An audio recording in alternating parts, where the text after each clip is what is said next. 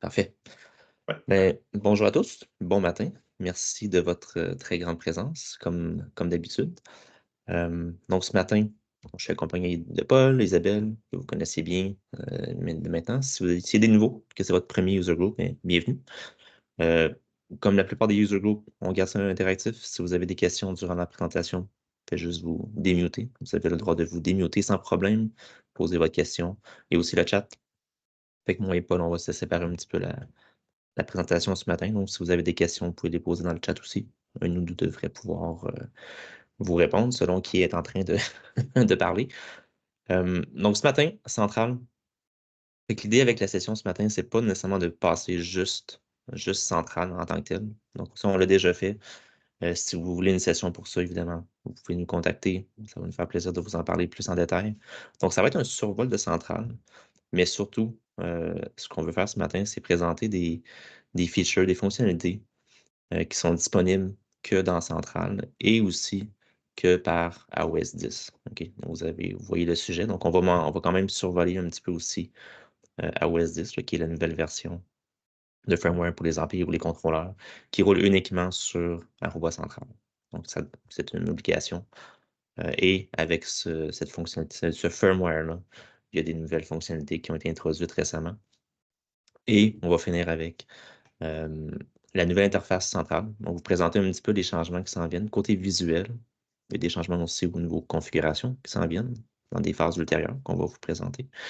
Mais pour l'instant, ça va être surtout le nouveau visuel qui va être bientôt disponible sur le cluster canadien, probablement d'ici cet été, là.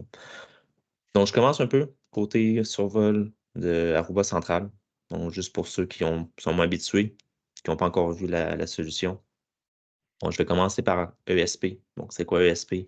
C'est notre plateforme de toutes nos solutions. Donc, l'amalgame de nos produits, que ce soit de connectivité, avec le filaire, le sans-fil, le SD-WAN. Le côté sécurité, donc la colle qui vient tout sécuriser les différentes solutions ensemble. Fait que si on parle de ClearPass, on parle aussi de CloudOut. Fait que peut-être vous avez entendu parler un peu de cette solution-là, soit de nous, soit à travers différents médias, différentes présentations. Donc, un service d'authentification qui est intégré à même centrale. Donc, ça fait évidemment partie de la plateforme ESP. Et tous nos services connexes qui sont rattachés. Donc, comment on insère un équipement, la- les, les petits wizards hein, qu'on aime bien, qui vont aider à faire des configurations, autant en sans fil qu'en filaire. L'analytique, donc, qui est une emphase assez majeure qu'on met sur la plateforme. Bon, puis le rôle de centrale dans la plateforme ESP, c'est quoi? Ben, c'est votre porte d'entrée dans la plateforme. Donc, centrale, c'est le front-end, hein, la console de gestion qui va vous permettre d'accéder à la plupart de ces services-là. La petite exception étant ClearPass. Donc, ClearPass, pour l'instant, reste sa propre, euh, sa propre plateforme, mais avec les petites fonctions d'authentification intégrée à centrale, mais tranquillement. Euh, on amène beaucoup des fonctions de sécurité d'authentification directement à l'intérieur de Centrale également. On navigue. Côté adoption, où est-ce qu'on est rendu avec Centrale chez notre clientèle? Ben, aujourd'hui, on parle à peu près 200 quelques mille clients, 2,7 millions de devices d'infrastructure, donc des AP, des switches, des contrôleurs. Même qu'aujourd'hui, là, ce chiffre est un petit peu en retard, là, c'est plus autour de 3 points quelques millions de, de devices d'infrastructure. Donc, il y a certainement un momentum là, avec l'adoption de la plateforme. C'est aussi la direction que la compagnie prend en termes de vision. C'est notre produit pour le futur, pour la gestion. Donc, vous avez sans doute remarqué là, qu'il y a un peu un certain ralentissement, je vais dire, sur le développement plus du côté Airwave. Donc, on fait encore des petites pages de sécurité. Il y a des mises à jour qui ont été mises récemment. Mais ça reste que tout ce qui est nouveau, les nouveautés, sont développées majoritairement sur Central. D'accord? Ah, puis je vois que Paul a mis quelques petites informations de Cloudot dans le chat, si vous voulez Oui. le regarder pendant. C'est que ça vous fait une petite référence. Donc, un petit survol, bon, qu'est-ce que c'est Central, qu'est-ce que ça fait exactement? Donc, Central, c'est notre console de gestion unifiée, c'est-à-dire que de la même console de gestion, vous pouvez gérer, bon, autant surveiller que gérer la configuration des points d'accès, les commutateurs, Et ça, la gamme complète des commutateurs, hein, allant de la petite switch d'accès jusqu'au gros core switch là, data center. Donc, tous les modèles sont supportés, incluant aussi euh, notre commutateur 10 000, hein, qui est le commutateur avec fonction de firewall intégré. Donc, peut être aussi géré en termes de configuration. À l'exception de la partie firewall, il y a la petite console de gestion pour la partie firewall, mais la switch en tant que telle peut être entièrement gérée par centrale. La partie SD-WAN aussi, donc nos contrôleurs, qu'on appelle maintenant des passerelles, hein, sont des passerelles SD-WAN. Donc ça aussi vient gérer, est géré entièrement par centrale. Et l'idée, évidemment, c'est de combiner tous ensemble, donc seule interface, où ce qu'on peut faire la gestion de tout ça de façon simplifiée, au lieu d'avoir des consoles disparates. Vous avez des options aussi, donc la majorité des clients vont le prendre en version cloud. Si vous avez des restrictions politiques internes, majoritairement, qui vous empêchent d'avoir des services cloud, il y a une version on-prem qui est moins utilisée. Ok, on parle d'à peu près 5% de nos clients là, qui vont prendre la version on-prem. Elle est là. Elle a certaines limitations. Donc, si c'est quelque chose que vous considérez, je vous invite fortement à nous contacter, juste pour qu'on puisse un peu exposer les différences entre les deux. Mais on assume que la majorité des clients font beaucoup d'adoptions de services cloud et qui vont utiliser aussi la version cloud de Central. C'est un peu notre vision des choses. Vous avez aussi accès avec Central à un jeu assez complet d'API, donc qui vous permet de faire soit chercher de l'information, peut-être faire un petit dashboard pour vos techniciens niveau 1, niveau 2, faire de la configuration. Donc, quand même, un emphase assez majeur qui est mis sur les API, qui aujourd'hui sont assez complets, mais qui sont encore plus développés dans le futur, surtout avec la nouvelle interface hein, qu'on appelle la nouvelle interface centrale. Donc, il y a aussi des améliorations au niveau des API qui sont faites. Il y a aussi même des outils tierces qui peuvent vous aider à faire des configurations. Donc, un qui s'appelle le Central Automation Studio, qui a été fait par un de nos employés, qui est un super populaire. Fait qu'un une petite boîte à outils là, qui permet de faire un paquet de petites manipulations et qui est intégré 100% avec les API de la vraie console centrale. Donc, ça permet de faire plein de choses super intéressantes. Mais bon, puis évidemment, là, sur les fonctionnalités, on parle de. Je retourne en arrière ici, là. Pour la configuration, la gestion, mais oui, on parle de la surveillance, toute la télémétrie, les clients, les statistiques, la télémétrie des dispositifs en tant que tel, des switches, des AP, euh, les mises à jour, les alertes, les rapports. Bon, fait que beaucoup de choses. Fait que c'est une solution complète là, de gestion, un peu comme vous avez avec Airwave, mais juste avec certaines fonctionnalités supplémentaires, dont les fonctions d'intelligence artificielle. Bon, c'est un peu un buzzword de l'industrie. On en convient que tout le monde fait du AI, là, c'est rendu le- les deux lettres les plus populaires là, sur le marché. Qu'est-ce que ça veut dire pour nous quand on dit qu'on fait du AI, de l'intelligence artificielle? C'est que la plateforme va vous aider essentiellement à déceler des problèmes. Donc, on fait de la détection de problèmes automatique avec cette solution-là, ce qu'on appelle le AI Ops. Euh, Ce qu'on fait aussi, c'est faire des recommandations. Donc, on dépasse un petit peu juste dire, ben, oups, j'ai vu un problème. La console va vous proposer des solutions potentielles avec des recommandations de configuration. Ça pour plusieurs choses. Ça peut être beaucoup de choses au niveau du Wi-Fi. C'est un des aspects où il y a le plus de recommandations, plus de détection de problèmes du côté Wi-Fi. Il y en a aussi du côté filaire. Puis ça peut aller des choses comme l'utilisation des canaux, l'authentification qui échoue, bon, un paquet de choses. Et selon le problème qui s'est produit, on va vous recommander des solutions potentielles. L'objectif est sur ce qu'on appelle des insights, hein, qui est la recommandation. C'est de vous aider aussi à faire le changement de configuration. Donc, il y a quelques insights où il y a carrément un bouton que, ce que tu peux faire appliquer le changement de configuration. Donc, à terme, c'est un peu l'objectif hein, d'avoir le réseau qui se corrige par lui-même ou du moins de façon assistée.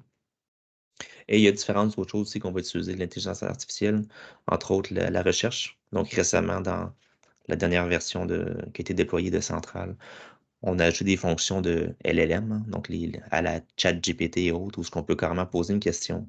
Et ça dépasse une recherche là, brute là, de documentation.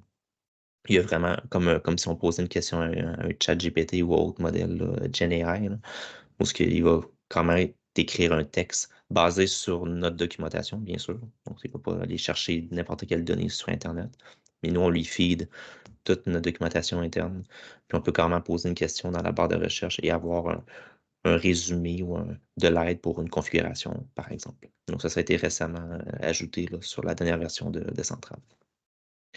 On a Et une question oui, justement concernant la nouvelle version de Central. C'est Patrick qui nous pose la question, quand est-ce oui. qu'on peut espérer la nouvelle version?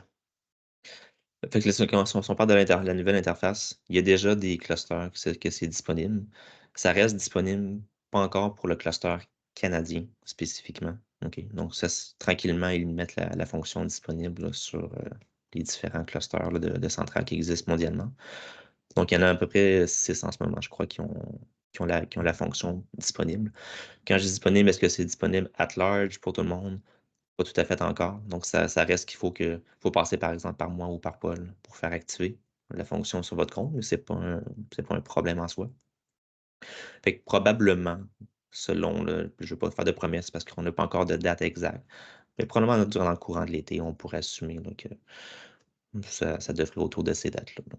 Qu'au moins qu'on ait la possibilité de demander que votre compte central, si vous en avez un, qu'il ait accès à la nouvelle interface.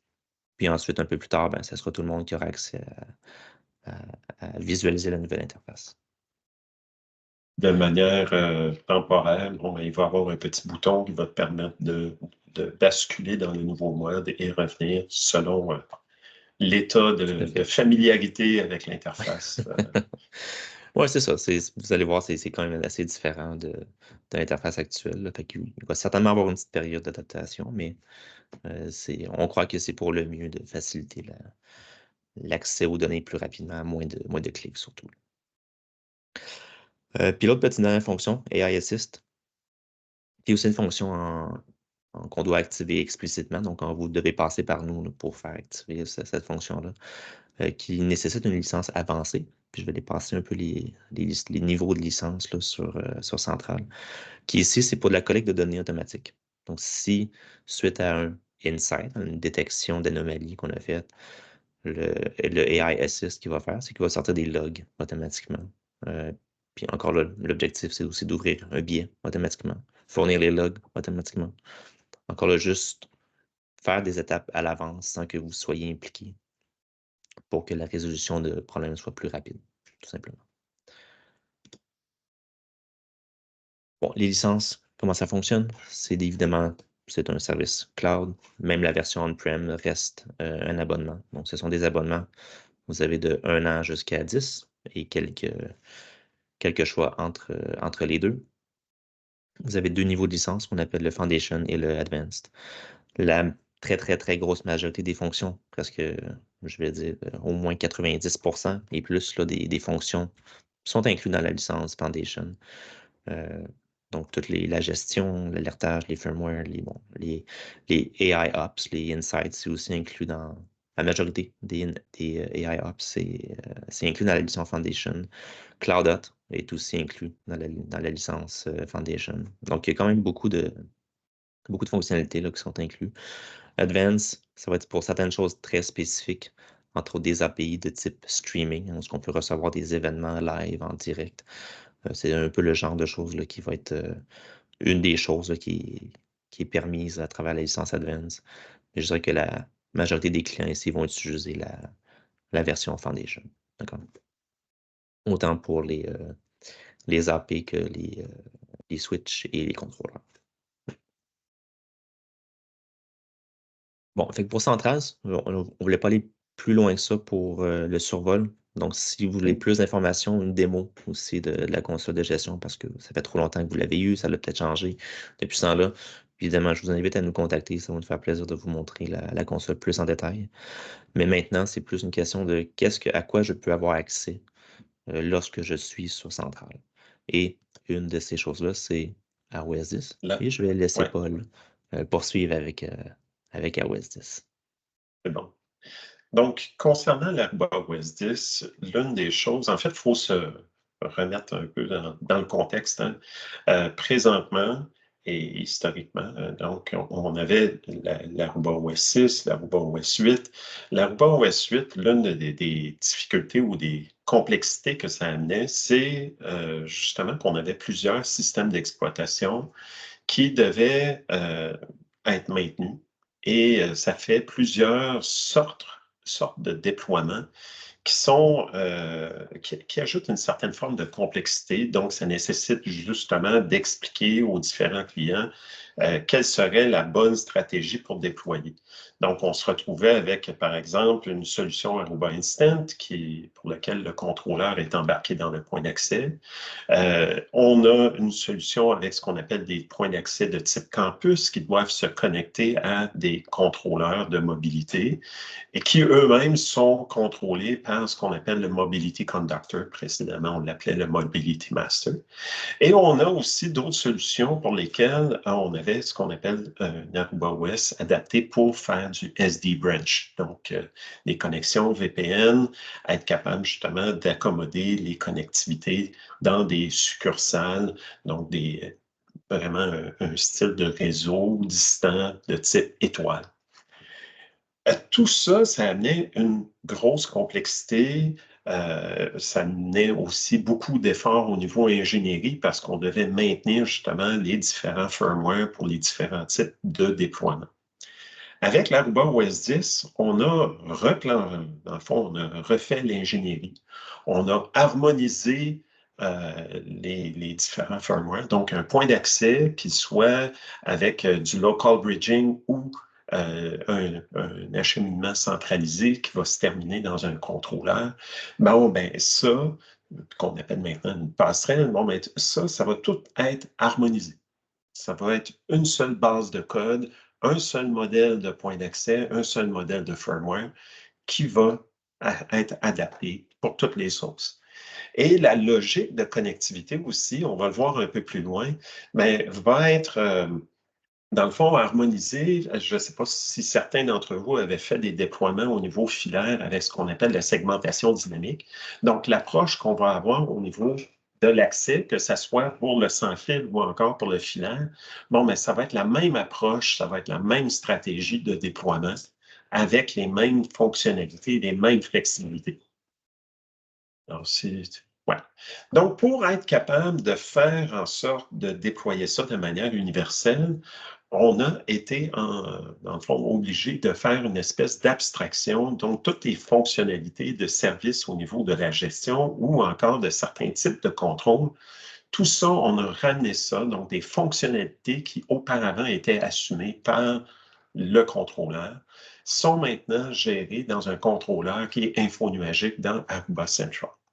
Donc, toutes les fonctionnalités permettant de faire le live upgrade, les gestions firmware, la gestion justement de l'alimentation, on va voir certaines fonctionnalités qu'on appelle de Green AP, toutes les fonctionnalités justement de Client Match qui permet de diriger les dispositifs vers le point d'accès qui est le plus optimal, de gestion des puissances et des canaux grâce à Air Match, gestion justement de la multidiffusion et de comment on répartit et redistribue la multidiffusion grâce au service de Air Group. Donc, toutes ces fonctionnalités-là sont maintenant virtualisées et harmonisées dans le contrôleur infonuagique qui est disponible à travers Aruba Central. Et ça va permettre ça pour autant des petites micro-branches, des entreprises de taille médium, ou en tout cas de taille moyenne, ou encore pour de grands campus qui, eux, vont utiliser des contrôleurs ou en tout cas des passerelles maintenant pour accommoder des déploiements de très grande envergure. Donc, dans les différences fondamentales, si on regarde par rapport à, par exemple, le point d'accès de type Instant, auparavant, on avait justement dans un cluster de points d'accès, différents points d'accès qui vont être partagés dans le fond le même VLAN de gestion. Un de ces points d'accès devient élu comme étant justement le contrôleur donc le Virtual Controller, le VC. Et sur ce point d'accès-là, on va ajouter certaines fonctionnalités qui vont permettre la détection d'intrusion, donc le service Rapids, la gestion uniforme de la configuration, la gestion des différents canaux, la gestion du firmware, etc. Donc, tout ça va être coordonné et c'est des tâches supplémentaires qui sont attribuées au contrôleur virtuel. Dans l'Aruba OS 10, on simplifie énormément la structure. Tous les points d'accès sont sur le même pied d'égalité et les fonctionnalités qui nécessitent justement plus d'intelligence sont rapatriées au niveau du contrôleur virtuel qui est hébergé au niveau d'Aruba Cloud. Ouais, puis c'est juste, puis on voit en fait l'allègement, disons, des fonctions. Là. Ce qui reste sur l'AP, c'est juste l'authentification, puis de la télémétrie. Fait que presque Exact. rien. Là. Ça, c'est peut-être une petite différence aussi là, pour des migrations futures. C'est que avec le VC, habituellement, c'est le VC qui va sourcer les requêtes Radius avec le DRP, le Dynamic Radius Proxy. OS 10, mais là, c'est des requêtes individuelles sur chacun des AP. Une petite différence ici, là, mais on voit qu'il y a un allègement assez important. Même chose du côté du contrôleur de mobilité avec l'Aruba OS 8. Bon, précédemment, on avait justement les points d'accès qui se rapportent de type campus à ce qu'on appelle les Managed Devices, donc les contrôleurs de mobilité physique ou virtuelle, qui eux-mêmes vont se rapporter à ce qu'on appelle le Mobility Master ou Mobility Conductor, qui généralement est un appliance virtuel dans l'environnement. Et sur le Mobility Conductor, c'est là où on va rouler les différents services là, de Air Match, de Live Upgrade pour la coordination des mises à jour, l'application des licences, la consolidation des différentes alertes au niveau justement de la détection d'intrusion avec le Rapids, consolidation aussi des statistiques pour ce qu'on appelle les communications unifiées, le UCC. Tandis qu'avec une stratégie similaire, avec justement les passerelles, bon, ben, avec les passerelles à travers l'Aruba OS 10, bon, ben, les fonctionnalités avancées, donc de coordination pour le Live Upgrade, tout ça, c'est géré au niveau d'Aruba Central dans l'info nuagique. Donc, toutes les choses de live troubleshooting, le UCC, les communications unifiées, la coordination de tout ce qui est Air Group pour la multidiffusion. Tout ça, c'est orchestré par justement le contrôleur virtuel. Hugo, oui, tu avais une question. Par contre, on est dépendant de la bande passante du lien WAN. Aucun fonctionnement sans WAN, c'est bien ça. En fait, pour les fonctionnalités avancées, oui, effectivement, on est tributaire de la liaison WAN vers l'Internet. Toutefois, dans un contexte d'acheminement local de l'information, donc l'information va être acheminée localement et la coordination de l'itinérance, entre autres avec le 802.11r, va être effectuée par l'échange des clés qui, elles, vont être faites localement et coordonnées et redistribuées par justement le contrôleur au niveau infonuagique. S'il y a bris au niveau du lien infonuagique, bon, ben, la coordination de l'itinérance va se faire de manière traditionnelle avec une réauthentification locale. Et comme chaque point d'accès fait l'authentification, ben, on est dans une situation où il y a une continuité de fonctionnement. Donc, c'est sûr que tu as besoin, admettons, pour faire un live upgrade de ta liaison vers l'info nuagique, mais sinon, le service tout fonctionne de manière locale. Ouais. C'est ça. Puis pour la bande passante, là, ce qui a été mesuré en moyenne, c'est environ un 4 kilobits seconde par AP. Fait que si vous voulez faire un petit calcul rapido dans votre tête, là, si vous avez 1000 quelques points d'accès, 3000, peu importe, faites juste faire ça, point 4 kilobits seconde, ça vous donne à peu près la bande passante nécessaire là, qui est consommée par la télémétrie, qui est envoyée par l'AP. Donc, c'est quand même assez léger. Là. Donc, l'avantage avec l'Aruba OS 10, c'est que ça nous permet justement des déploiements avec des points d'accès. En fait, dans un contexte de déploiement où on utiliserait uniquement des points d'accès. C'est par bâtiment, hein, on va avoir une recommandation ou une limite qui va s'orienter vers 500 points d'accès dans un même bâtiment, dans un même réseau à déployer. Donc, cette structure-là est appropriée pour, dans le fond, des réseaux de petite taille ou encore de taille moyenne, ou encore des entreprises distribuées ou des organismes avec des succursales, des branch office qui sont distribués. Chaque point d'accès est considéré comme étant un point d'accès de type standalone, c'est-à-dire unique ou autonome, si on pourrait dire. Et l'authentificateur vient du point d'accès, un peu comme l'a dit Benoît tout à l'heure. Ce qui est intéressant avec une structure comme ça, qui est standalone, c'est ça permet justement d'avoir une gestion multiversion, donc être capable d'avoir une flexibilité. C'est ce qui permet aussi d'effectuer ce qu'on appelle des live upgrades, chose qui, auparavant, dans un monde Aruba Instant, n'était pas possible. Donc, on a ces possibilités maintenant avec cette structure ou cette approche. Ce qui est intéressant ou ce qui est commun, justement, avec un design, plus avec, mettons, on migre de Aruba Instant en version 8 vers la version 10, ben, c'est typiquement dans Instant, hein, on a les différents VLAN qui sont tagués ou en tout cas en mode trunk, dépendamment de dans quelle langue vous parlez au niveau switching. Vous utilisez, dans le fond, la même structure de VLAN tagués qui sont présents au niveau des points d'accès qui vous permet d'accommoder justement du trafic qui va être bridgé sur les différents points d'accès. Donc, le trafic sans fil va directement du niveau de l'AP vers justement le commutateur et ça vous permet d'avoir aucun boulot d'étranglement pour l'acheminement du trafic. L'enforcement des politiques d'accès, donc ce qu'on appelle typiquement les Aruba User Role, tout comme avec Aruba Instant, s'effectue directement au niveau de l'AP.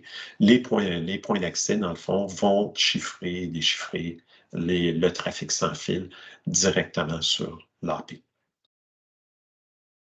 Si on passe avec un déploiement avec les passerelles, là aussi, on déploie ce type d'architecture-là avec les passerelles pour des entreprises ou des organisations de taille moyenne ou de très grande taille. Donc, si, admettons, on ferait un campus, comme par exemple campus de l'Université McGill, on va approcher justement ce type de déploiement-là avec justement une structure, avec des gateways, avec des passerelles, de manière à être capable d'offrir un VLAN d'accès pour les usagers qui va être une espèce d'abstraction par rapport au VLAN dans lequel l'AP est déployé. Souvent, on va avoir plusieurs bâtiments, un grand campus, un réseau qui est très large. On va avoir différents VLAN d'accès, différents sous-réseaux au niveau de l'accès. On va vouloir, dans le fond, tunneler l'information vers les passerelles de manière à offrir une expérience qui va être, à vos souhaits, une expérience qui est cohérente pour les usagers avec un plan d'adressage qui va les suivre, quel que soit le bâtiment dans lequel ils vont se trouver. Ça va permettre aussi, à travers les gateways, à travers les passerelles, d'effectuer, dans le fond, une espèce de enforcement des politiques d'accès du Aruba User Role de manière cohérente et centralisée. Alors, c'est intéressant de ce côté-là. L'avantage par rapport au déploiement précédent, c'est grâce au gateway, on est en mesure d'effectuer justement le proxy des requêtes radius, donc ce qu'on appelle le Dynamic Radius Proxy, faisant en sorte que les requêtes d'authentification vont être consolidées à travers la passerelle, ce qui évite d'avoir à identifier tous les points d'accès, toutes les adresses IP de tous les points d'accès pour effectuer les authentifications.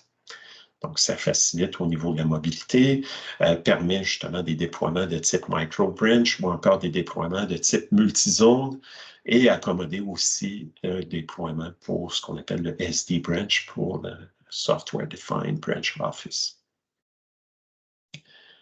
Dans les types d'acheminement, donc, bien entendu, tout à l'heure, on avait parlé que lorsqu'on utilise un point d'accès, on est en mesure de bridger, en fait, d'acheminer le trafic directement sur un VLAN présent sur le commutateur, directement au niveau de l'AP.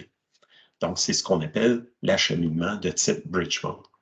Lorsqu'on utilise un contrôleur de mobilité, qui est maintenant une passerelle, on est en mesure d'effectuer l'acheminement à travers la passerelle, ce qu'on va appeler le mode tunnel.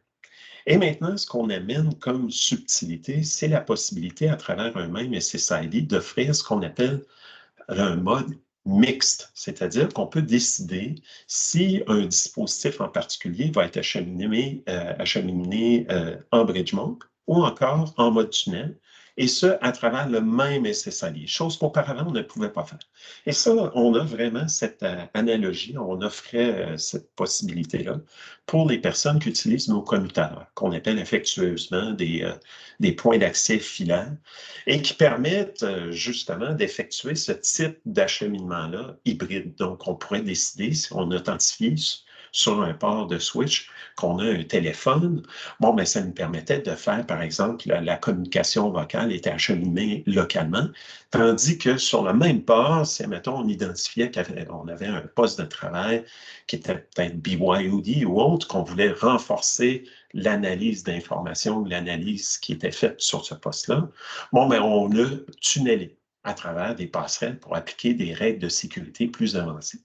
Bon, ben, cette fonctionnalité-là qu'on offrait au niveau sans fil, maintenant, avec l'Aruba OS 10, on est en mesure de l'offrir aussi. En fait, on l'offrait sur le filaire. Maintenant, on l'offre au niveau du sans fil. Excusez-moi.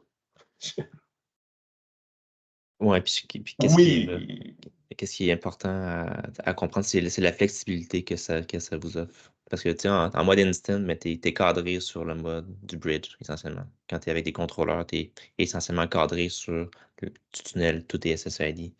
La OS10, vu que c'est unifié, c'est que par SSID, vous pourriez décider, mais ce SSID-là, il est bridgé, parce que j'ai pas besoin de le tunneler.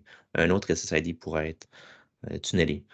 Puis il y a peut-être un cas d'usage aussi qui est assez commun. C'est même pour si vous avez déjà en ce moment un déploiement qui est en instant, là, donc qui s'apparaît là, au bridge mode, puis que vous voudriez, par exemple, avoir une centralisation pour les invités. Pour dire, ben, au lieu de bridger mon invité localement sur un VLAN, mettons dans une école ou dans un bâtiment, je pourrais décider que tout ce qui est invité est tunnelé vers des petits contrôleurs que j'aurai dans un centre administratif, un siège social.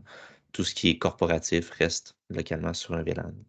Donc, c'est vraiment cette flexibilité-là qui devient intéressante avec iOS 10.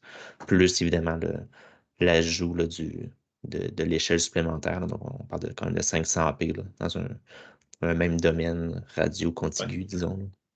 Fait que ceux qui avaient des déploiements un peu sur le bord du Instant avec du 128, et 129, 130, oups, on dépasse un petit peu. Mais là, avec 500, on couvre quand même des très gros bâtiments, disons, là, avec, avec 500 AP. Là. Puis là, on a une question de M. Bégin concernant le mixed mode. Si le mixed mode requiert des commutateurs Aruba. En fait, le mixed mode est une terminologie pour le sans fil. Sans fil. C'est une terminologie qui est pour laquelle ça requiert des points d'accès Aruba, points d'accès qui peuvent s'appuyer sur des commutateurs de tierces parties comme des commutateurs Cisco. Toutefois, si on réfère à la technologie qui est similaire à ce qui est ici, là, le mixed mode, mais avec le fait de tunneler, ça, on appelle ça la segmentation dynamique. Et lorsqu'on applique la segmentation dynamique au niveau des commutateurs, bien, pour terminer des commutateurs sur les passerelle Aruba, ben, ça prend des commutateurs Aruba qui peuvent supporter justement le mode de segmentation dynamique. Mode de segmentation dynamique, comme le User-Based Tunneling, est supporté sur, par exemple, les commutateurs de la génération Aruba OS Switch. Donc, c'est les commutateurs, par exemple, 2930, 3810, M 5400, ou encore les commutateurs de type Aruba OS CX, qui eux autres, bon, ben, ça va être supporté à partir de la série 6200 en montant. Mm. Puis si ça peut aider aussi un peu à la compréhension, là, mettons, un peu under the hood, là, comment ça fonctionne, c'est comment on fait pour décider là, si le client est bridgé ou tunnel en mode mix. C'est simplement où est-ce que le VLAN est défini. Fait que quand on fait une authentification, on va lui dire sur quel VLAN aller. Si le VLAN est défini sur les passerelles, l'usager va être tunnelé. Si le VLAN est défini sur les AP, il va être bridgé sur l'AP directement, tout simplement. C'est juste la possibilité sur un même SSID de faire les deux modes en même temps. Fait que c'est un cas quand même particulier. Euh, le cas d'usage réel est un peu flou dans certains cas, mais si c'est un besoin qui fait du sens, euh, quelque chose qui fait du sens dans votre organisation, bien au moins, encore là, on parle de flexibilité. Vous avez la Ouais. possibilité de le faire. Simplement. Puis un peu pour répondre à la question de Juan Carlos, quelles sont les exigences que devrait respecter le commutateur pour prendre en charge le mode mixte? Bon, ben, pour être en mesure de déployer un point d'accès en mode mixte, ça vous prend un point d'accès qui va être déployé sur un commutateur qui supporte les VLAN qui sont tagués. Donc, il faut être en mesure d'acheminer les différents VLAN avec justement l'identifiant de numéro de VLAN sur le port du point d'accès dans lequel le point d'accès est branché. Donc, c'est ce que ça prend au niveau des exigences. Donc, un commutateur de type numéro 2 fait le travail pour ce type de connectivité-là qui est requise. Et l'Aruba OS 10 au niveau micro-branch, bon, ben, auparavant, on avait justement des points d'accès de type Instant qui pouvaient être déployés avec ce qu'on appelle la technologie Instant VPN et être terminés avec sur un cluster de contrôleurs de manière centralisée. Alors, avec l'Aruba OS 10, on reprend ce mode de fonctionnement-là, mais de manière beaucoup plus harmonisée et harmonisée, à la fois avec justement les points d'accès et les branches avec les microcontrôleurs, les micro-branches, qui, eux, vont pouvoir être terminés sur les contrôleurs qui sont centraux, qui vont faire l'orchestration de l'acheminement du trafic vers les différents services infonuagiques. Puis, ce qui est intéressant aussi avec, parce qu'on avait aussi, bon, Paul a mentionné le IAP VPN, avec un AP Instant qui monte un tunnel IPsec là, vers un contrôleur. Il y avait aussi les RAP, les Remote Access Point, pour ceux qui avaient des déploiements avec contrôleur, qui était vraiment un point d'accès qui faisait juste diffuser, un SSID corpo, encore là avec un VPN. Le microbranch va quand même un petit peu plus loin, où on réplique plus comme ce qu'une passerelle fait. Fait que tu peux faire des choses comme offloader l'inspection du trafic Internet à un partenaire comme Zscaler ou Palo Alto ou autre, ou Axis dans notre cas. On a maintenant une solution ouais, SSE qu'on peut utiliser. Donc le point d'accès, oui, c'est un point d'accès, mais il agit plus avec le microbranch, plus comme un contrôleur, mais qui est capable de diffuser quand même un SSID, avoir une coupe de port filaire pour brancher un téléphone, une imprimante. Fait que c'est vraiment comme une évolution, on pourrait dire, là, sur le RAP traditionnel ou le IAP VPN. Puis peut-être on l'a pas mentionné, mais pour iOS 10, il y a quand même des petits requis là, en termes de modèle d'AP minimum. Fait que évidemment, c'est série 300 en montant pour les points d'accès. Si possible, il y a les 325 et 335 qui ont des versions qui sont supportées sur 10, mais il y a des versions moins élevées. Mettons à terme, là, au moins des 305, 315 et les plus récents.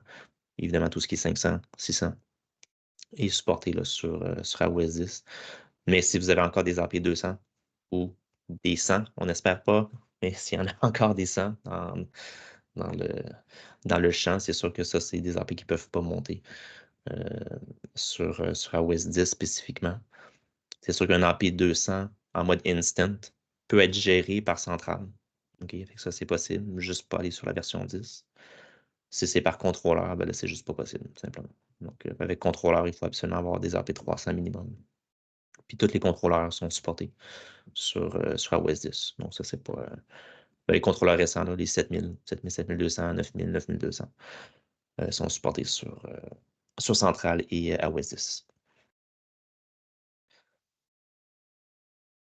Donc, On avait une oui, petite oui. question, Benoît, ici, d'Alain Leblanc, concernant une question que je crois qui est peut-être très spécifique, mais bon, c'est un contexte pratique. Donc, sa question va comme suit. On a 70 établissements dans des VLAN différents par établissement avec 1200 antennes de la série 600 dans l'Aruba OS 8, dans Central, sans contrôleur.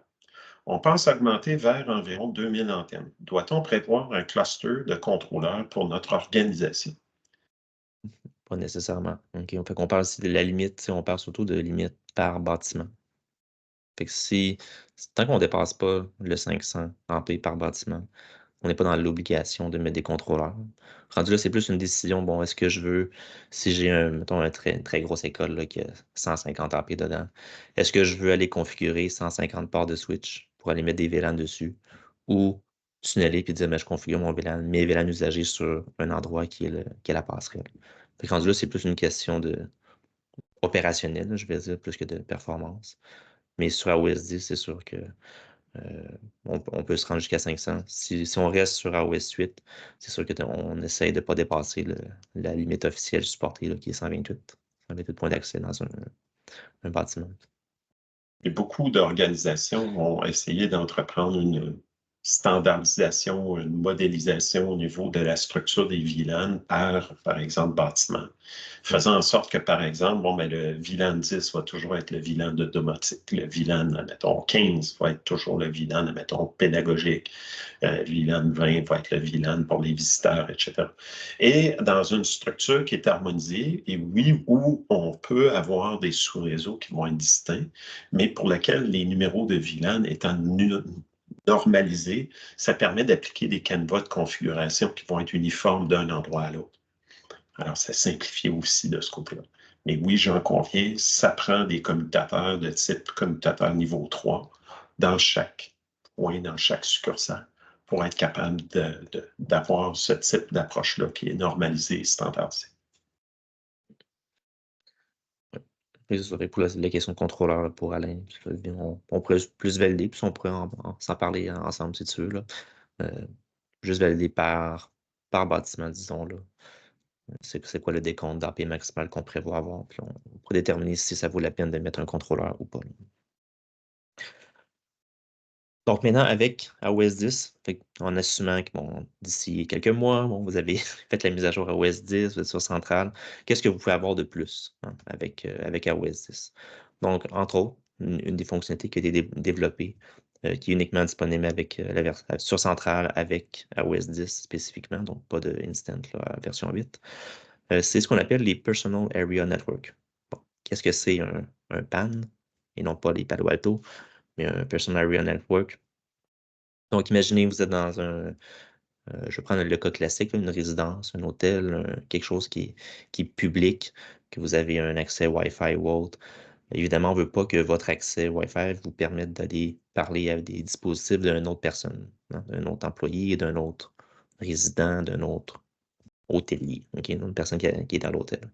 Fait que le PAN, c'est un peu essentiellement ça. C'est qu'on crée une segmentation qui est à l'intérieur même d'un VLAN, par exemple, ou d'un SSID. Fait que l'idée, c'est que vous êtes une personne, vous allez avoir votre propre PAN, vous avez vos dispositifs à vous. Ensuite, il pourrait y avoir une autre personne qui a ses propres dispositifs, même SSID, même VLAN, mais on ne permet aucune communication entre les deux. Donc, c'est votre propre petite communauté.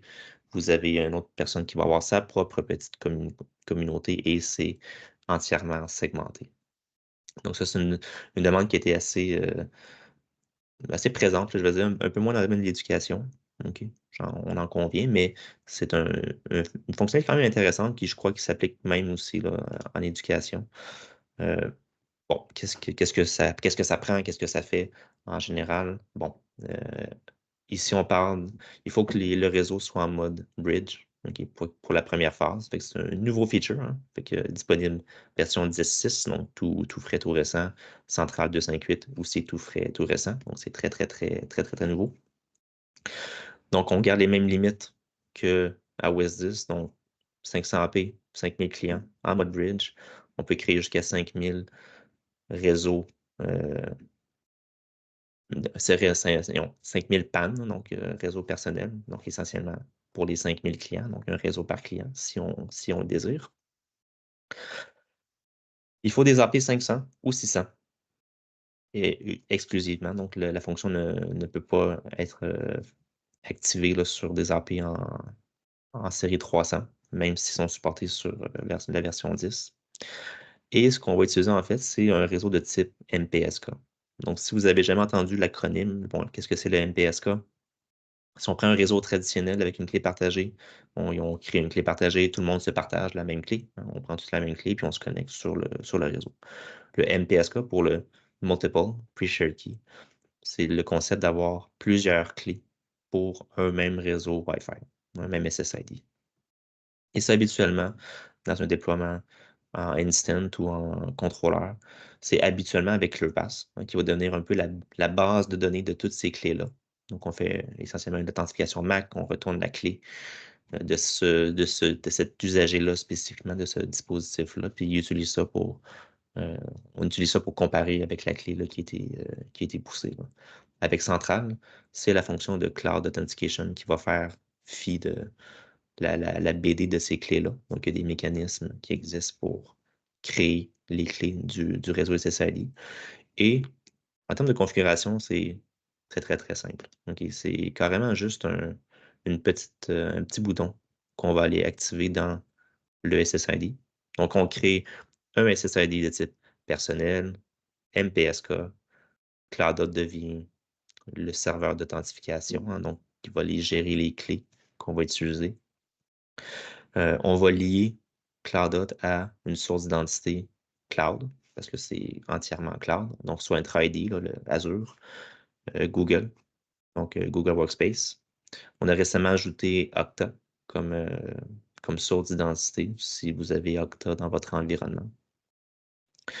Et l'objectif final de tout ça, c'est qu'un usager en mode libre service va pouvoir lui-même, si j'avance la slide, lui-même se connecter sur une page web qui est hébergée sur Central, donc avec la fonction Cloud Guest. Donc, c'est un peu comme les portails d'invités sur Central. Donc, on lui donne un URL. L'usager se connecte, donc par exemple un étudiant, se connecterait lui-même avec son compte Entra ID, là, son compte Microsoft Azure AD, et il va se faire donner un mot de passe, une PSK qui est propre à lui ou à elle, va pouvoir l'utiliser et juste le fait qu'on a activé la petite coche, mais ça active par défaut le Personal Area Network. Donc, moi, si je suis un étudiant, je me suis connecté sur le petit portail, j'ai reçu ma clé. Donc, ça serait ici la clé Aruba Awesome Wi-Fi Device. Une belle clé. Donc, je peux la mettre après ça dans mon téléphone, dans un laptop, dans n'importe quel autre dispositif que j'ai, qui est à moi en BYOD essentiellement. Et si l'opérateur, mettons que c'est pas moi, c'est Paul qui a créé le SSID, si Paul a activé le Personal Wireless Networks, mais là, tous mes dispositifs vont pouvoir se parler ensemble, mais je ne pourrais pas aller communiquer avec un dispositif qui appartiendrait à un autre étudiant. Ça va aussi avec la visibilité des dispositifs qui font du casting, comme des Chromecast, Apple TV et autres. Donc, on vient aussi limiter la visibilité de ces dispositifs-là à sa propre communauté. Donc, si moi, j'arrive avec le même mot de passe, je branche un Chromecast quelque part, ben, un autre étudiant ne serait pas capable d'aller caster sur mon Chromecast ou fait que penser des résidences, des choses comme ça. Là.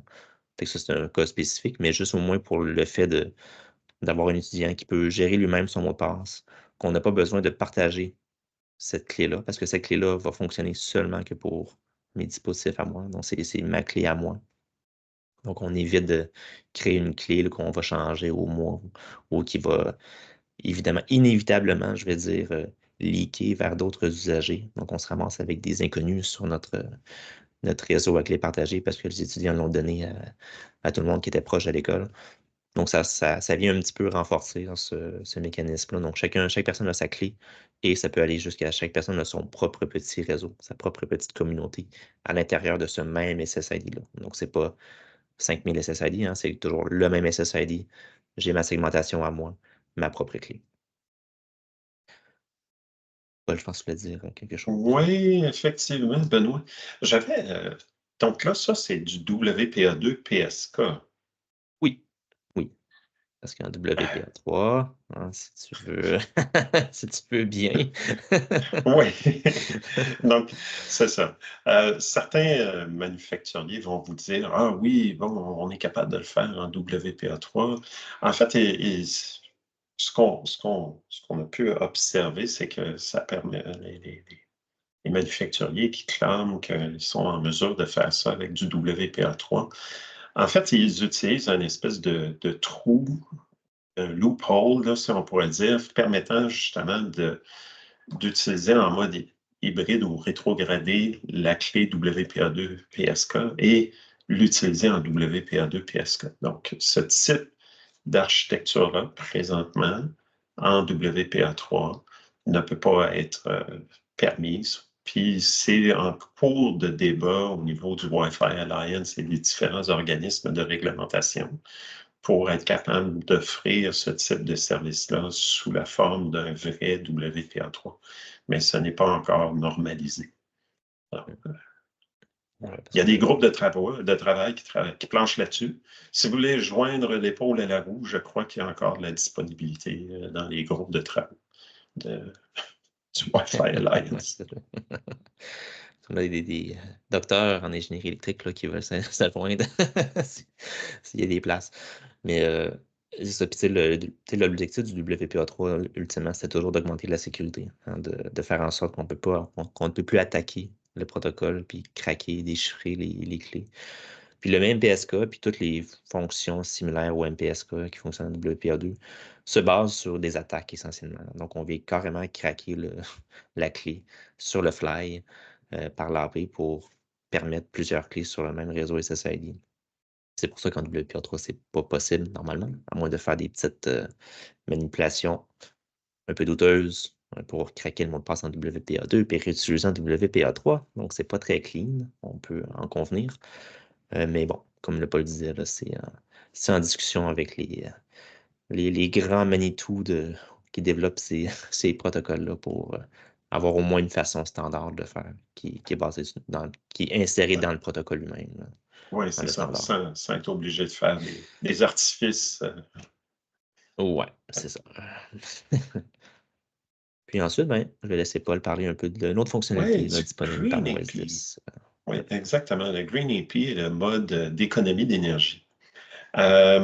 Donc, le Power Save au niveau du point d'accès, à distinguer du Power Save Mode au niveau des dispositifs clients.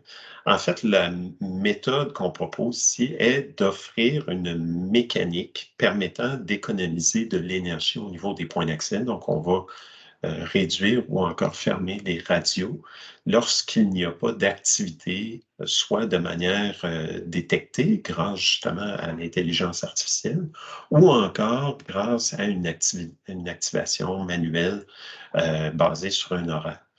Cette stratégie-là requiert au minimum l'ARBA-OS 10.5 avec des points d'accès de la série 500 ou 600. C'est une fonctionnalité de type bêta présentement et qui doit être explicitement activé au niveau du concentreur. Ce qui est intéressant ici avec cette stratégie-là, souvent, c'est dans certaines organisations, oui, on a moins d'activité la nuit. Toutefois, on va souvent appliquer des mises à jour au niveau des firmware durant la nuit et ça nécessite de maintenir les points d'accès actifs. Et on n'avait pas une mécanique permettant de réduire la consommation ou d'arrêter justement de diffuser de manière cédulée, ou du moins pas aisément. Alors, cette nouvelle fonctionnalité-là, ici, nous permet de définir, comme affiché à l'écran, ce qu'on appelle un time-based profile, c'est-à-dire un horaire d'utilisation et on va être capable d'associer notre SSID sur l'horaire en question et avec l'opération de nos points d'accès qui vont être soit client aware, c'est-à-dire que lorsque on décèle la présence d'usagers, par exemple, on a cédulé que durant la nuit, mettons entre minuit et 6 heures le matin, on n'est pas normalement en train d'avoir de l'activité, sauf que parce qu'il y a, admettons, un technicien sur place, on va continuer à diffuser le SSID sur les bornes parce que justement, on a un événement exceptionnel qui requiert justement la connectivité. Donc, il est possible de déceler ça avec ce qu'on appelle le client aware et définir le time profile pour lequel on veut appliquer l'économie d'énergie. Et tout ça, ça peut être aussi orchestré par l'intelligence artificielle qui, elle, va regarder l'utilisation globale de vos points d'accès, voir qu'il n'y a personne de connecté et vous donner, dans le fond, des estimés, comme ici avec 366 points d'accès, d'autant plus que plus Puis on avance dans le temps maintenant avec des points d'accès de la série 600. On se retrouve avec ou encore la série 700, nouvellement lancée. On se retrouve avec des points d'accès qui disposent de 3 radios, donc dans le 2.4, 5 et 6 GHz, qui consomment d'autant plus de puissance. Et dans ce contexte-là, d'avoir des mécanismes permettant d'économiser l'énergie, d'économiser comme ici jusqu'à 11 kWh d'énergie par année, mais ça demeure non négligeable et c'est probablement beaucoup plus efficace que les recommandations là, de M. Fitzgibbon pour nous indiquer de démarrer notre lave-vaisselle plus tard la nuit. Ça va véritablement faire une différence au niveau de la consommation d'énergie. Merci, Monsieur Fitzgibbon, pour cette merveilleuse recommandation de la vaisselle. Oui, fait que c'est quand même super intéressant, là. Puis même le mode manuel, là, tu sais, je pense que la plupart des organisations ici, là, la nuit, peu ou pas de service, là, ou pas de service attendu, disons, là. Donc, ça vient un moyen facile de faire quand même des économies assez substantielles, là, énergétiques, là. Et le jour de la Terre, hein, pourquoi pas?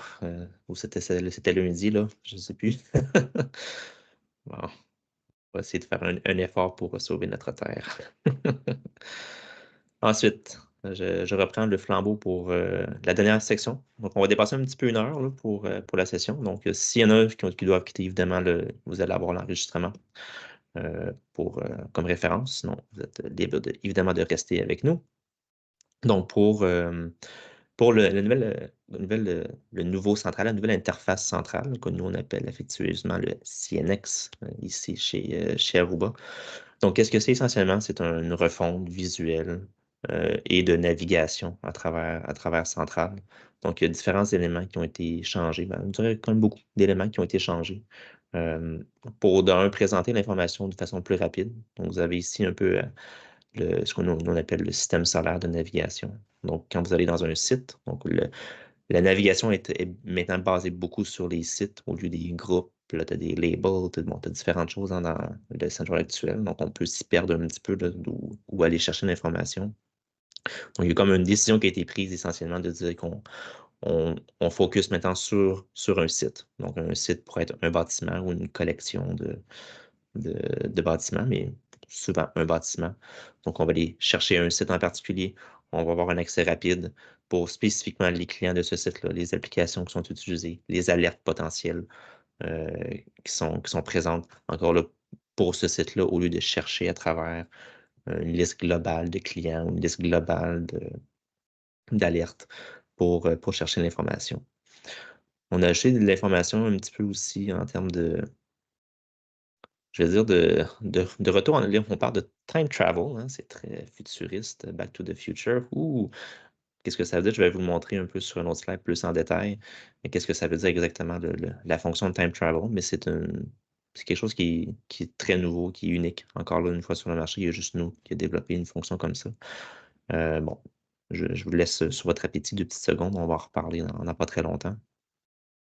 Bon, évidemment, on remet beaucoup encore d'emphase sur toutes les fonctions AI. Donc, encore plus de recommandations, des meilleures recommandations aussi qui vont aller jusque potentiellement. Bon, on parle de Power Save qui fait partie de ça, d'avoir la recommandation d'appliquer ces changements-là. Des meilleures recommandations aussi sur les firmware recommandés pour les API, pour les switches, pour les contrôleurs. Donc, mettre un petit peu plus d'intelligence sur ça. Et on a fait aussi une refonte sur la vue de topologie. Donc, actuellement, sur Central, la vue de topologie, c'est une vue plus traditionnelle. Donc, si vous avez des commutateurs et des AP et des passerelles, ben, on aurait, par exemple, les commutateurs core, distribution, des switches d'accès, toutes les AP après ça en style un arbre, hein. Donc, c'est assez classique comme vue topologie, qui fonctionne bien, sauf que dans des plus gros environnements.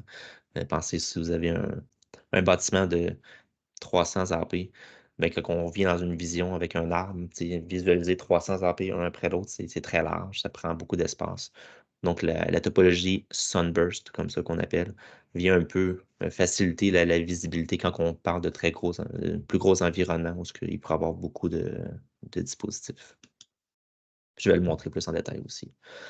Une autre section qu'on a ajoutée, c'est une vue de style NOC. Donc, pensez là, si vous avez dans dans vos environnements des grosses télés 75 pouces, lorsqu'on veut avoir un tableau de bord euh, d'un visuel, ben maintenant, Central, avec la nouvelle interface, offre cette visibilité-là. Donc, vraiment un gros tableau résumé de l'environnement. Donc, la santé de tous les sites. Là, désolé, c'est un peu flou, là, avec des petits différents widgets. Donc, on peut changer ici les différents encadrés euh, qui sont affichés selon ce qu'on veut voir comme information rapidement.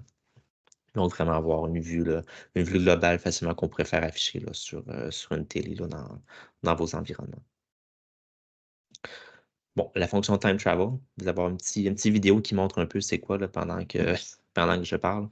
Bon, qu'est-ce que c'est le Time Travel? C'est, bon, imaginez, là, vous accédez à la console, vous voyez l'état de la console à un moment X.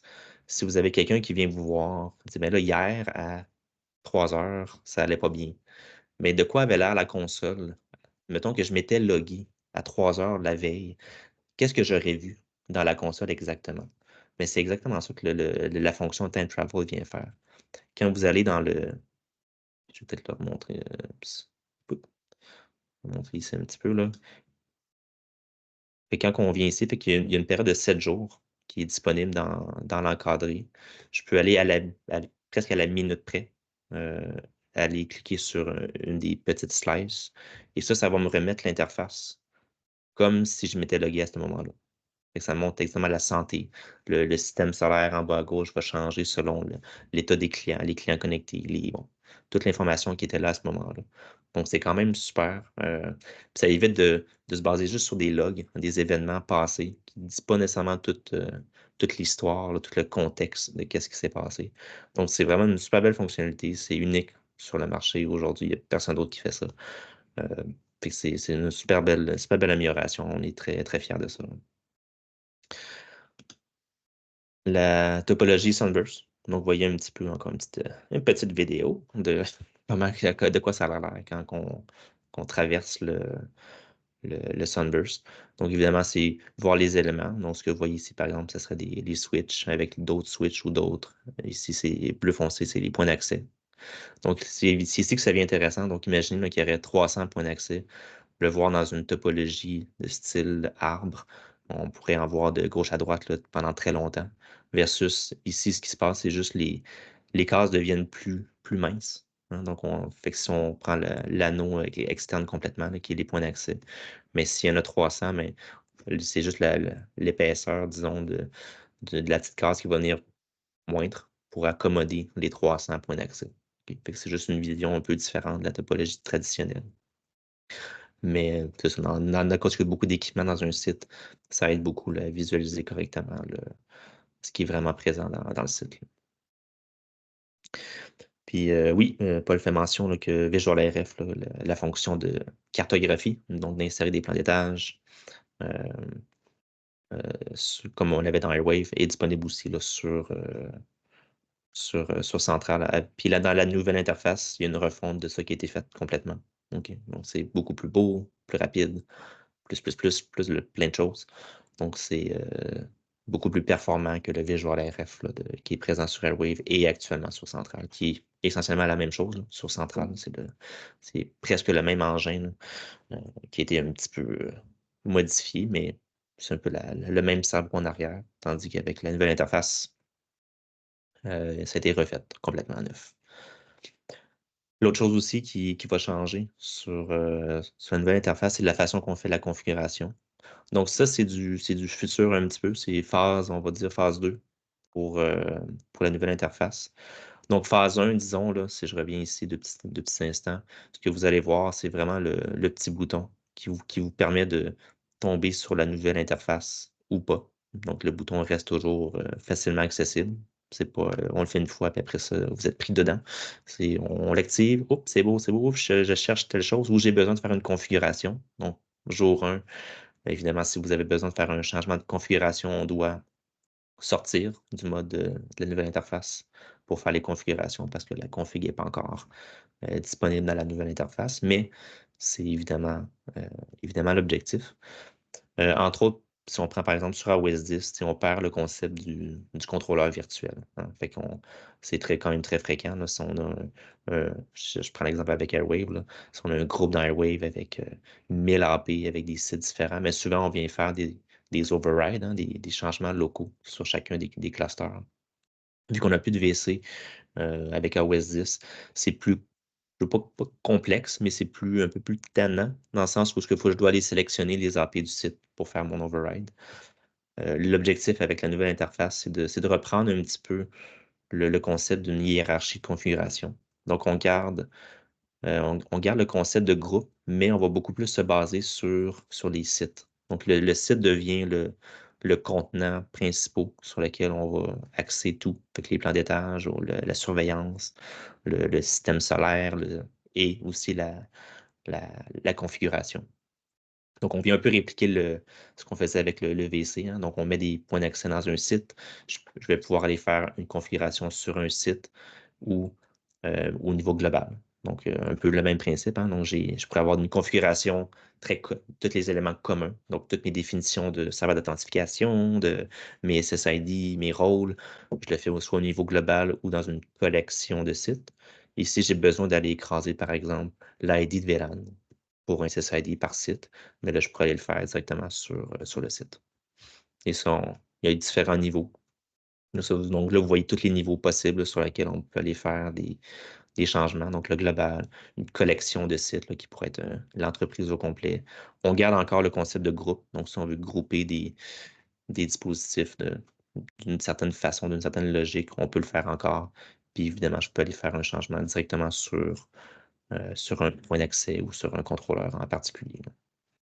J'en profite aussi pour dire, tu sais, les contrôleurs, surtout avec iOS 10, c'est quand même très rare qu'on va aller faire des changements sur les contrôleurs. Ça devient, tu sais, c'est pas comme la méthode traditionnelle où ce que les contrôleurs gèrent les points d'accès.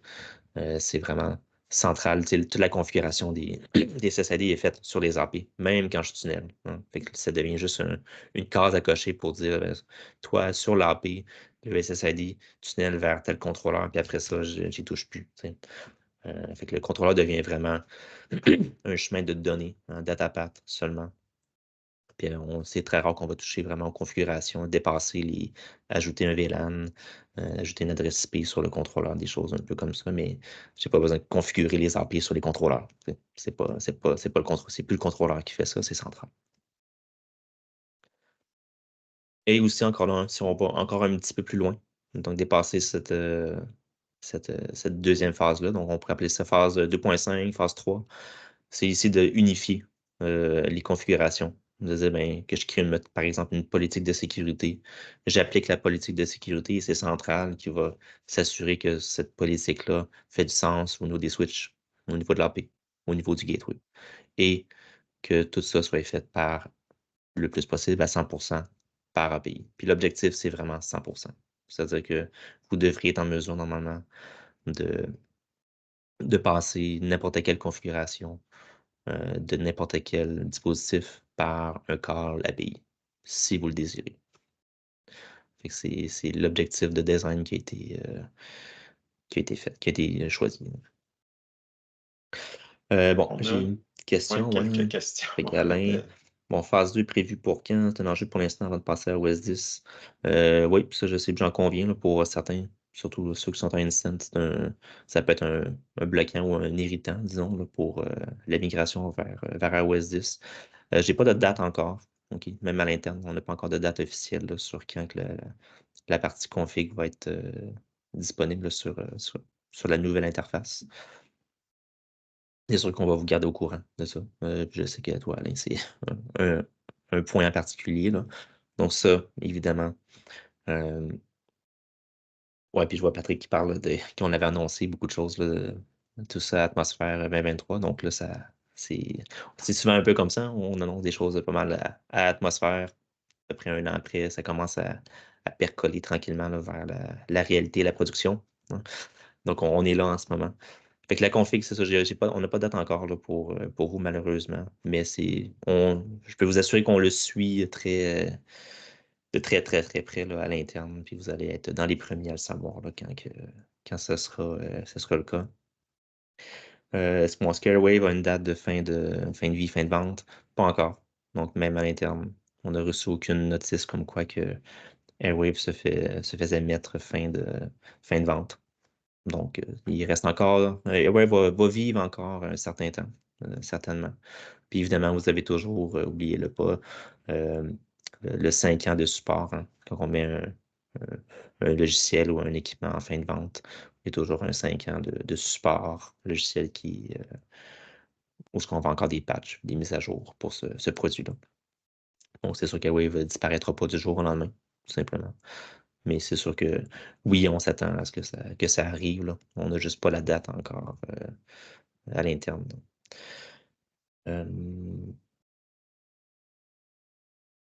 Euh, Alain qui dit je peux regarder faire passer cette config personnelle par ClearPass avec des variables. Oui, oui, ça peut être tout à fait. C'est une façon un peu de contourner le problème, de prendre ClearPass euh, comme point. On prend ClearPass pour l'authentification, mais on peut passer beaucoup d'informations à travers l'authentification, des VLAN, un rôle. Donc oui, si on peut centraliser ça à travers ClearPass, c'est toujours un plus. Martin, tu me devances un petit peu, j'avais une petite surprise. C'est la sortie des séries 100. Ben, c'était hier. On a annoncé hier la sortie des AP 700. Donc, les deux modèles spécifiquement, le 734 et le 735, qui vient un peu complémenter la série 600, le 635 spécifiquement. Vous l'aurez deviné sûrement, l'AP est seulement supporté sur iOS 10. D'accord? Donc, ça, on peut assumer que la majorité des nouveaux produits vont être supportés que sur iOS 10 vers le futur. Donc, il faut mettre une limite, une date, tracer une ligne, disons, sur le développement de nouveaux produits. Puis là, c'est un peu la ligne qui a été tracée par les équipes de produits là, chez HPE, chez Aruba. Donc, la majorité des nouveaux produits vont uniquement être disponibles sur iOS 10. Donc, je vous invite évidemment à avoir les conversations avec nous, avec Paul, si vous êtes un client peut-être au privé, là, avec Mathieu Champagne, Frankly, si c'est votre SE assigné. On va avoir les conversations parce qu'on assume que plus le temps avance, plus ces solutions-là, ces nouveaux features, hein, comme le PAN, comme le Green AP, le Power Save, vont seulement être disponibles sur iOS 10. Puis Martin, non, pour l'instant, c'est pas sur le CAG, là. On vient de l'annoncer. Puis c'est ça. Le CAG n'a pas d'item en ce moment pour des AP Ouais. Wi-Fi 7. Exactement. Donc, dans le contexte où cet appel d'offres-là gouvernemental a été élaboré et dont les critères sont élaborés de manière pour laquelle, justement, il n'y avait pas de spécification pour le Wi-Fi 7, Mm. ça prendrait, dans le fond, un nouvel appel d'offres pour définir cette nouvelle classe de produits Ouais. pour justifier le fait d'ajouter ce modèle de point d'accès-là dans la liste. Alors, pour l'instant, je ne vois pas trop tant que le CAG va être disponible dans sa formule actuelle, comment est-ce que ça pourrait être ajouté.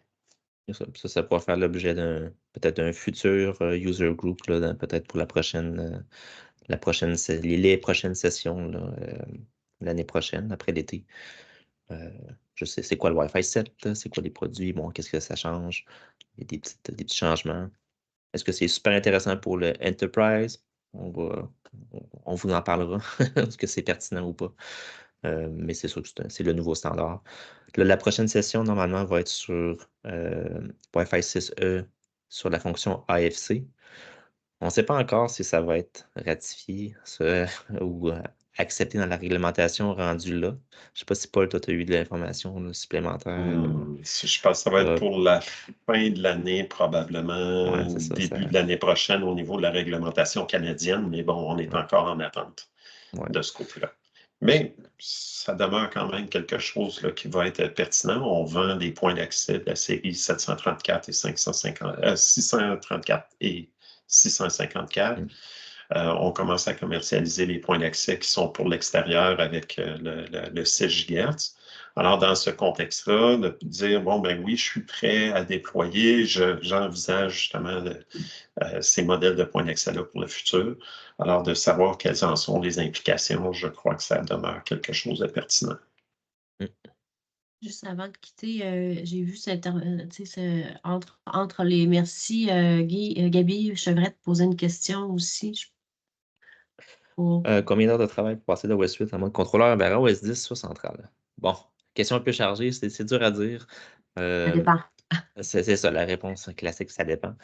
C'est sûr que c'est pas une migration en tant que telle, hein, c'est une reconfiguration. Donc, on doit reconfigurer les réseaux. C'est pas quelque chose qui est nécessairement très ardu, surtout si vous avez ClearPass, que vous renvoyez par exemple les rôles par ClearPass à l'authentification. Donc, on fait juste, on recrée les rôles, on recrée les SSID, les politiques de sécurité. Puis c'est sûr qu'il y a une petite partie de migration là, qui est faut convertir les contrôleurs, faut convertir les points d'accès. Fait que j'aurais de la difficulté à vous donner un nombre d'heures. Je sais pas si Martin, un des centres de service ici, là, avec Martin Réaume, là, qui a chatté tantôt, je sais pas s'il est encore ici, euh, qui ont fait la migration. Donc, ils ont à peu près 1500 p, là, un bon déploiement quand même qui a été migré l'été dernier à OS 10. Fait que je sais pas si Martin a calculé son nombre d'heures qui a passé là, pour le faire, mais c'est pas particulièrement si lourd que ça. Bon, il dit non, il n'est pas calculé. Je sais pas. Benoît, Oui. ouais, c'est Nicolas qui a travaillé Oui, avec Martin Nicolas, sur le bonjour. projet. Après, nous, on avait une certaine facilité, c'est que on a toujours iOS 8 et c'est Mhm. parce qu'on avait 4 contrôleurs. Du coup, la facilité, c'était de monter En parallèle. en parallèle central Oui. et du coup de migrer petit à petit les écoles. Alors, tout le monde n'a pas 4 contrôleurs et du coup, nous, on fonctionne encore sur iOS 8 pour des RAP, par exemple. Et Mhm. du coup, qui va être, on va enlever ça très prochainement. Mais effectivement, après la migration, c'est fait assez facilement. Il n'y a pas eu de bug, de gros bugs. Mais on avait la chance d'avoir 4 contrôleurs. C'est ça. Puis c'est sûr que dans le cas où il y aurait juste deux contrôleurs, habituellement, un peu comme quand on faisait l'immigration de 6, version 6 à version 8, souvent c'est qu'on on brise le cluster, on brise la haute disponibilité temporairement. Donc on laisse un contrôleur, là, dans ce cas-ci, ça serait on laisse un contrôleur version 8, on en met un version 10, on migre tranquillement. Quand il n'y a plus rien, ben, on remet le contrôleur dans le cluster qui est maintenant sur iOS 10. Des fois, on peut prêter des contrôleurs. On a des fois qui traînent dans nos labs. On peut aider. De moins en moins, mais des fois, ça peut aider si jamais on est dans une situation. Mais la façon habituelle, ce serait on casse, euh, on casse le cluster et temporairement, on va avoir une infrastructure en Parce- parallèle.